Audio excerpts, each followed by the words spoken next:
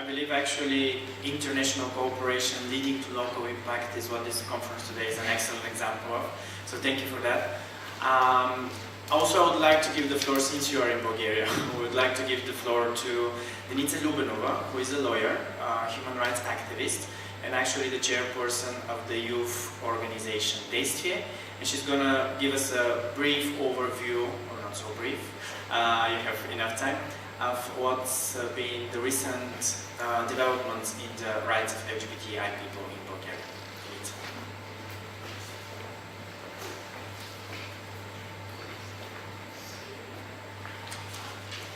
Thank you, Molly. Good morning, everyone, and welcome to Bulgaria. To those of you who are not from Bulgaria, my name is Denitsa, and I'm a lawyer, and I'm practicing with LGBT organization Deystvie, which is an organization dealing with LGBT rights here in Bulgaria. Together, we work close together with Glass Foundation and Village Foundation. In my legal practice, I am fighting discrimination, but most importantly, I am focusing on moving forward the law in Bulgaria regarding the rights of LGBTI people in the field of family recognition and all the rights resulting from this. And in the sense of this conference also, we are working on amendments of the criminal code as it is right now. It does not include bias motivation based on sexual orientation and gender identity of the person. It is my pleasure today to talk in front of so many specialists in the field of hate crime and from all around Europe and from the US. I was asked by Glass Foundation to give you the context of the Bulgarian reality. And it was very difficult for me to think about a positive context that I can speak of.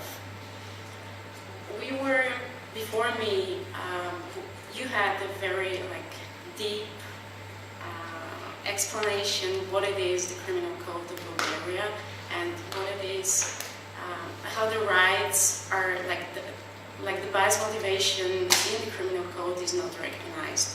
So I'm not going to go deep again in this, and what I'm going to talk about is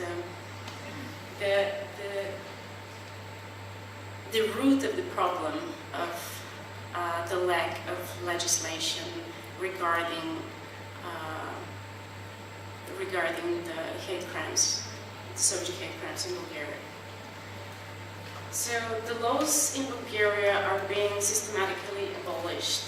Corruption is widely spread in all levels of the state and the state institutions, and I could say here and everywhere that that corruption is institutionalized.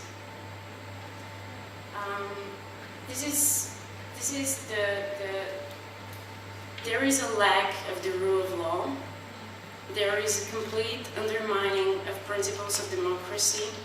There is basically no free media, with several exceptions, and the media, especially in the last year, is used as a tribune of the far right to promote their ideas and to promote hate and to promote hate speech, especially against marginalized groups. Does this sound familiar to you? I believe we're all facing the same problem. It's not secluded to Bulgaria. It is a common thing which is happening in many different parts of the world and in many different parts of Europe. And the root of this problem is the lack of democracy and in the undermining the principles on which the EU was founded. The Bulgarian judicial system is not functioning and is corrupted, and In this context, the Bulgarian criminal law is an outdated law. Hate crime exists only in the basis of race, ethnicity, religion, political belief, but not soji. It does not cover sexual orientation or gender identity. In 2014, there was an amendment which included sexual orientation and gender identity, but it was never voted.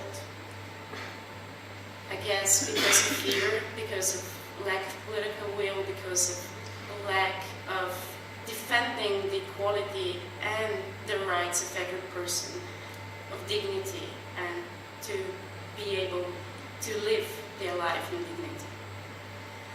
And today our work as LGBT organizations, like most of us are here, LGBT representing the LGBT organizations, our work is endangered, and we as LGBT people are threatened by the widely spread hate and hate speech. And in Bulgaria, this was recently became very visible when our constitutional court pronounced the Council of Europe Convention on Preventing and Combating Violence Against Women and Domestic Violence, or known as the Istanbul Convention, unconstitutional because of the convention not being based on the rule of law, according to our constitutional court, and strongly motivating its decision based on the prejudices against LGBTI people. Mainly, this was the main reason why the convention, the Istanbul Convention was pronounced unconstitutional. Nevertheless, all of this, as I call it, organized opposition against the LGBTI people in Bulgaria is only a motivation for us. And it makes out the movement stronger and bigger than ever. And just to picture this, we are, as an organization, we are working on recognition of same-sex families moving across Europe, and we are having a lot of the so-called strategic cases that are trying to move the law further in Bulgaria in order for the government to recognize the same-sex relationships.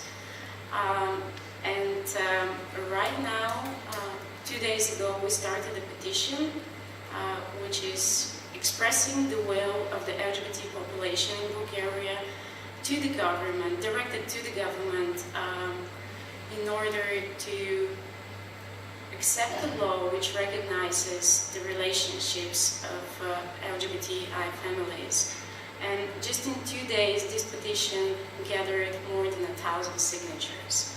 So this is my belief that if we work together in cooperation, we can more, and I will finish with this like more positively than I started with, we can break barriers and we can build up better society and better lives for LGBTI people all around Europe.